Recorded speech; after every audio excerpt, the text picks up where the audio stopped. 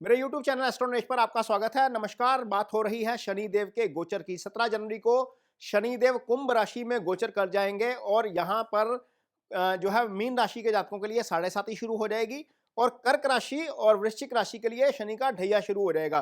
तो यहाँ पर डरने की जरूरत बिल्कुल नहीं है शनिदेव से, क्योंकि शनि के नाम पर डराया बहुत जाता है। कुछ राशियों में शनिदेव अच्छे फल भी करते हैं।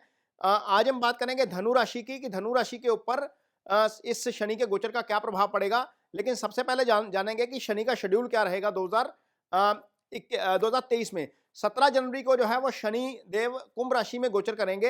हालांकि गोचर जो है वो पिछले साल अप्रैल में ही कुंभ राशि से शुरू हो गया था, लेकिन जून के आसपास शनि वक्री हो गए थे और वक्री अवस्था में चलते हुए मकर राशि में चले गए थे। अब दोबारा से शनि जो है वो यहाँ पर कुंभ राशि में गोचर करना शुरू करेंगे। 14 फरवरी को शनि जो है वो कुंभ राशि में ही अस्त हो जाएंगे, क्योंकि सूर्य का गोचर यहाँ पर शुरू हो जाएगा। फिर 17 मार्च के आसपास शनि दोबारा उदय होंगे और 17 जून को शनि एक बार रेट्रोग्रेशन में चले जाएंगे, यानी कि वक्री हो जाएंगे और 4 नवंबर को शनि जो है वो दोबारा से मार्गी होंगे। इसका मतलब यह है कि करीब 4.25 महीने इस साल में शनि वक्री रहेंगे।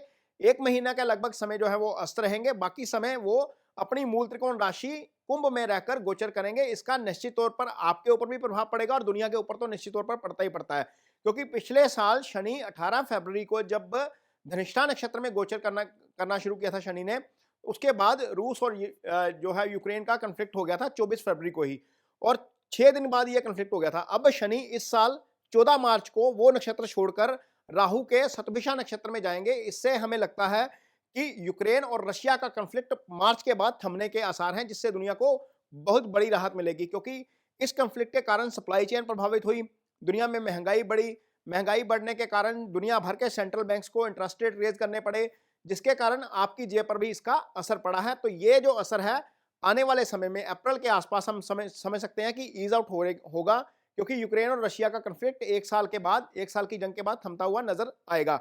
अब बात करते हैं कि धनु राशि के लिए ये जो है वो शनि का गोचर कैसा रहेगा। तो सबसे पहले तो धनु राशि के लिए खुशखबरी यह है कि शनि देव का गोचर तीसरे भाव से होगा और तीसरे भाव में शनि देव जो है अच्छे फल करते हैं, यानी कि पाप ग्रह जो होते हैं उनका 3, 6 और 11वें भाव का गोचर अच्छा होता है। तो शनि देव जो है वो धनु राशि के लिए बहुत अच्छे साबित होंगे। अब शनिदेव क्या फल करेंगे ये भी बताएंगे, लेकिन सबसे पहले जब यदि आपकी आपकी कुंडली का एनालिसिस नहीं हुआ है तो किसी प्रोफेशनल से एनालिसिस करवाइए कि तीसरे भाव में शनि ने अष्टक वर्ग में आपकी कुंडली में क्या मार्क्स दिए हुए हैं। यदि वहां पर मार्क्स 4 से ज्यादा हैं तो आपको बहुत अच्छे फल मिलेंगे। कैसे मिलेंगे? सबसे पहले तो आएंगे धन के ऊपर, क्योंकि पैसा बहुत इंपॉर्टेंट है लाइफ में। यदि इनकम का फ्लो आपकी बढ़ता है तो आप अच्छा जो है आप अच्छा फील करते हैं और आपको सपोर्ट भी रहती है और आप मानसिक तौर पर भी संतुष्ट रहते हैं उससे। अब शनि क्या बनते हैं? शनि आपकी कुंडली में धनेश बन जाते हैं। दूसरा भाव धन का भाव होता है, वहां पर शनि की राशि आती है मकर। तीसरे भाव में शनि की राशि आती है कुंभ। तो तीसरे भाव में अपनी राशि में गोचर करेंगे तो दोनों राशियों के, दोनों भावों के फल जो है वो अच्छे करेंगे आपके लिए। धन का भाव जो है वो अच्छा होने के कारण शनिदेव का प्रभाव बढ़ेगा इसके ऊपर, और आप देखेंगे कि जनवरी के बाद ही ये स्थिति ऐसी होनी शुरू हो जाएगी कि आपको धन जो है वो थोड़ा सा बैंक बैलेंस आपका बढ़ना शुरू हो जाएगा। इसका मतलब ये है कि आय बढ़ेगी। इसी बीच यदि यदि हम इसको कंप्लीटली एनालिसिस करते हैं आपकी कुंडली का, तो गुरु की पोजीशन भी अप्रैल में सुधरेगी।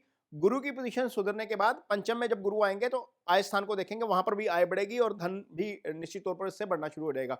तो कर्म के लिहाज से और आय के लिहाज से शनि की स्थिति आपके लिए अच्छी है। तो ये एक इनकम वाला पार्ट है। अब आगे बात करेंगे कि आपके लिए शनि हेल्थ वाइज कैसे रहेंगे।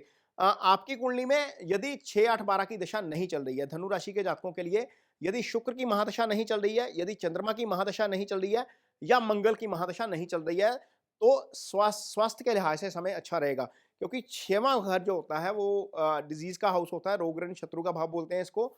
8वां घर जहां पर आपकी कुंडली में चंद्रमा की राशि पड़ी होगी, कर्क राशि, वो लंबी बीमारी या दुर्घटना का भाव होता है। यदि वो दोनों की दशा नहीं चल रही है या मंगल की दशा, मंगल क्योंकि आपकी कुंडली में 12वें के स्वामी हो जाते हैं, वहां से हम हॉस्पिटलाइजेशन और खर्चे देखते हैं।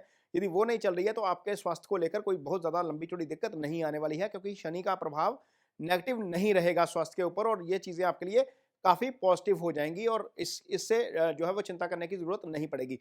हाँ, यहाँ पर एक चीज ये हो सकती है कि शनि जब आपकी कुंडली में तीसरे भाव में गोचर करते हैं तो पंचम को देखते हैं। यदि आपकी शादी होने वाली है या आप सिंगल हैं, या आपको संतान सुख की का है इंतज़ार है, वहाँ पर थोड़ा-सा डिले शायद हो सकता है, क्योंकि शनि क्या करते हैं, शनि का ट्रांज़िट पॉज़िटिव है आपके लिए, उन 2 घरों का अच्छा फल करेंगे जिनकी ओनरशिप शनि के पास है, लेकिन जहाँ पर शनि की दृष्टि रहती है, वहाँ पर हो सकता है कि चीज़ें थोड़ी-सी डिले हो जाएँ। तो तीसरे भाव में बैठेंगे तो पहली दृष्टि उनकी जाएगी पंचम भाव के ऊपर, वहाँ के सिग्निफिकेंस थोड़े-से डिस्टर्ब हो सकते हैं। संतान यदि आप एक्सपेक्ट कर रहे हैं या यदि आप रिलेशनशिप एक्सपेक्ट कर रहे हैं, तो वहाँ पर हो सकता है कि थोड़ी-सी दिक्कत हो जाए। अगली अगली दृष्टि जो 7वीं दृष्टि है, सीधी जाएगी आपके 9वें भाव के ऊपर, ये भाग्यस्थान होता है। वहाँ पर हो सकता है कि थोड़ा-सा आपको डिस्टर्बेंस हो चीज़ों के साथ। यदि आप चीज़ें एग्जीक्यूट करने की कोशिश कर रहे हैं, वो टाइमली ना एग्जीक्यूट हो पाएँ, इस तरह की चीज़ हो सकती है। यदि आप धार्मिक यात्रा का प्लान कर रहे हैं, मान लीजिए आपने धार्मिक यात्रा ही प्लान की है, कहीं 4 धाम यात्रा जाने चाहते हैं, अमरनाथ यात्रा जाना चाहते हैं, वैष्णो माता दर्शन के लिए जाना चाहते हैं, तो ये इंश्योर ज़रूर करिएगा कि आपका डॉक्यूमेंटेशन प्रॉपर हो, क्योंकि हो सकता है और आपकी गाड़ी की सर्विसिंग प्रॉपर हो और गाड़ी ठीक हो, क्योंकि ऐसा हो सकता है कि शनि की दृष्टि के कारण आपका धार्मिक यात्रा का प्रोग्राम थोड़ा-सा व्यवधान में आ जाए। इस चीज़ को ध्यान में ज़रूर रखना चाहिए। शनि की जो आखिरी दृष्टि यानी कि जो 10वीं दृष्टि है, वो पड़ेगी 12वें भाव के ऊपर।